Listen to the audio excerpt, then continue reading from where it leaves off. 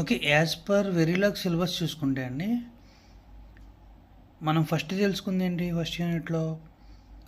VLSA design flow తెలుసుకున్నాం.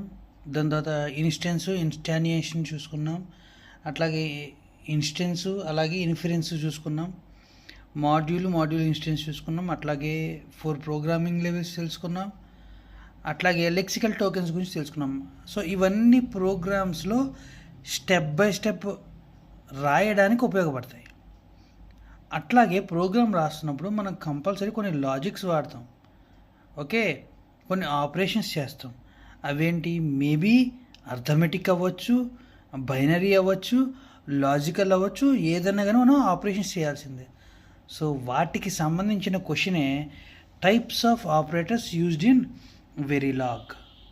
ఓకేనా, ఇది one of the most important question అండి ఫస్ట్ యూనిట్ నుంచి. ఈ యూనిట్లో రెండు ఎస్ఏ క్వశ్చన్లు అవకాశం ఉంది. ఫస్ట్ క్వశ్చన్ వచ్చి VLSI design flow, second one వచ్చి డైరెక్ట్గా ఈ operators used in Verilog. So మీరు ఈ వెరీలాగ్లో ఏమేమి ఆపరేటర్స్ యూజ్ చేయొచ్చు, సింపుల్ క్వశ్చన్ ఇది. ఓకేనా, సో మనం ఏమేమి ఆపరేటర్స్ యూజ్ చేయొచ్చు? అర్థమెటిక్ ఆపరేషన్ వాడుకోవచ్చు.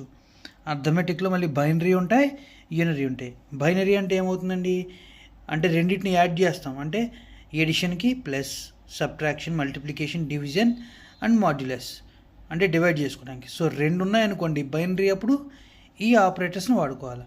లేదు యూనరీ అంటే ఒకే ఆపరేటర్ ఉంటే మనం ఏం చేస్తాం? ప్లస్, మైనస్ అంటే ఇట్లాంటి సింబల్స్ వాడుకుంటూ ఉంటాం. ఓకేనా, సో ఈ ఆపరేషన్స్ చేస్తాం. అట్లాగే లాజికల్ ఆపరేషన్స్. సో దీనికోసం నేను వాడేది ఏంటి? లాజికల్ అండ్ అండి. ఓకేనా, లాజికల్ ఆర్, లాజికల్ నాట్. ఓకేనా, సో ఇట్లాంటి ఆపరేషన్స్ని లాజికల్ ఆపరేషన్స్ కోసం వాడుకుంటాం. అట్లాగే రిలేషన్షిప్ ఆపరేటర్స్ అంటే ఏం చేస్తాం? Less than, greater than, equal to. So మనం రెగ్యులర్గా చూసే పదాలే, బట్ వాటి యొక్క నేమ్స్ గుర్తుపెట్టుకోవాలి. రిలేషనల్ ఆపరేటర్స్, ఓకే, ఇవి logical operators and or not logical and. ఇవి వచ్చి యూనరీ ఆపరేటర్స్, ఇవి బైనరీ ఆపరేటర్స్. ఇవన్నీ అర్థమెటిక్లోకి వస్తాయి. ఇంకా ఉన్నాయండి ఇవ్వండి. Equality operators, A equal to B, A not equal to B. ఓకేనా, A not equal to B. So ఇట్లా చాలా రకాల ఆపరేటర్స్ ఉన్నాయి. అట్లాగే బిట్ వైజ్ ఆపరేటర్. ఓకేనా, bitwise not gate, bitwise and gate, bitwise or gate, bitwise XOR gate. So వీటిని bitwise operators అంటారు. ఓకేనా, నెక్స్ట్ తర్వాత రిడక్షన్ ఆపరేటర్. అంటే మనం ముందుగానే తగ్గిద్దాం అనుకున్నాం అనుకోండి వాల్యూస్ని, మైనస్తో స్టార్ట్ చేసుకుంటాంగా, అలాంటి టైంలో వీటిని యూజ్ చేసుకుంటాం. అట్లాగే shift operators, right shift left shift అనేది డిసైడ్ చేసేది ఈ షిఫ్ట్ ఆపరేటర్స్.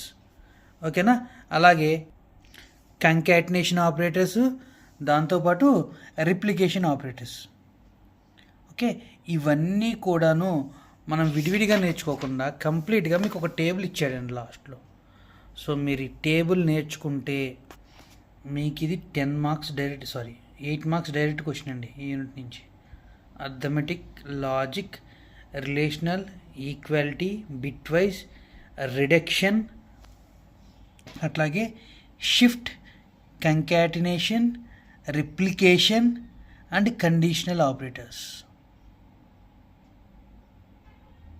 ఓకేనండి, సో ఇవి ఆపరేటర్స్ యూజ్డ్ ఇన్ వెరీలాగ్. అంటే మనం ప్రోగ్రాంలో మ్యాక్స్ టు మ్యాక్స్ ఈ ఆపరేటర్స్నే వాడతాం. ఈ ఆపరేటర్స్తో పాటు మనం వాడేది ఏంటి? Data types. ఏంటవి లాస్ట్ క్లాస్లో చెప్పుకున్నాం? Net, data type. సో వీటి యొక్క నేమ్స్ ఇచ్చాడండి, ఏ ఆపరేటరో, దాని యొక్క సింబల్స్ ఇచ్చారు, అది పర్ఫామ్ చేసే ఆపరేటర్స్ ఇచ్చారు. ఇన్ కేస్ అది ఆపరేషన్ పర్ఫామ్ చేయాలంటే దానికి ఎన్ని ఆపరెంట్స్ కావాలి? ఏ అండ్ బి అంటే 2 ఆపరేటర్స్ కావాలా.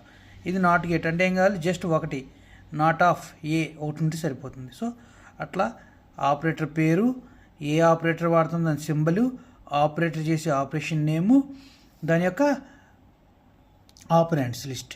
సో ఇది చాలా ఇంపార్టెంట్ అండి. ఇది కంపల్సరీ మీరు నేర్చుకుని వెళ్ళాలి ఎగ్జామ్కి వెళ్ళే ముందు.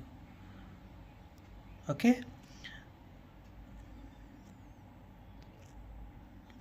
సో దాంతో పాటుగా ఆపరేటర్ ప్రిసీడింగ్స్ కూడా నేర్చుకోవాలండి.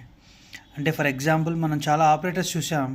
ఇన్ కేస్ 4-5 ఆపరేటర్లు ఒకే లైన్లో, ఒకే స్టేట్మెంట్లో కానీ, ఒకే కమాండ్లో కానీ వచ్చిందనుకోండి, ఒక ఆపరేషన్ చేస్తున్నప్పుడు లేదా ఒక ప్రోగ్రామ్ రాసినప్పుడు అప్పుడు మనం ప్రిఫరెన్స్ దేనికి ఇవ్వాలి అనేది ఈ లిస్ట్ ద్వారా తెలుస్తుంది. ఇన్ కేసు మనం యూనరీ ఆపరేటర్స్ వాడుకున్నాం అనుకోండి, యూనరీలో ఉన్న అన్ని ఆపరేటర్స్ ఇచ్చి దీని యొక్క హైయెస్ట్ ప్రిసీడింగ్స్ ఇటుపక్క నుంచి తీసుకున్నాడు.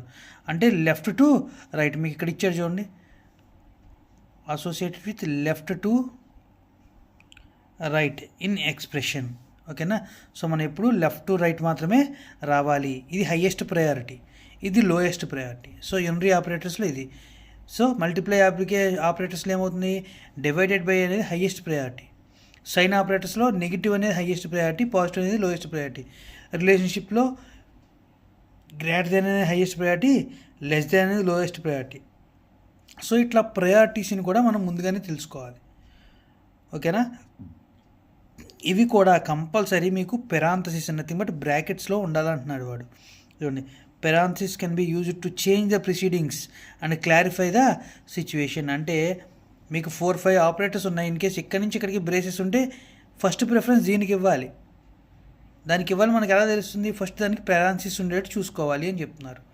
So we strongly argue to use parenthesis to improve the readability. ఓకేనా. సో ప్రిసీడింగ్స్ అనేది మేజర్ ప్రయారిటీ దేనికి ఇస్తున్నాం, దేని తర్వాత ఏ ఆపరేటర్ని వాడుకోవాలని చెప్తుంది. నథింగ్ బట్ మీరు మ్యాథ్స్లో చూసుకుంటే బద్మాస్ రూల్ అని ఉంటుంది.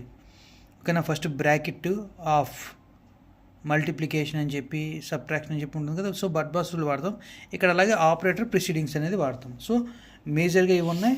కంటిన్యూషన్ ఇది. ఓకేనా.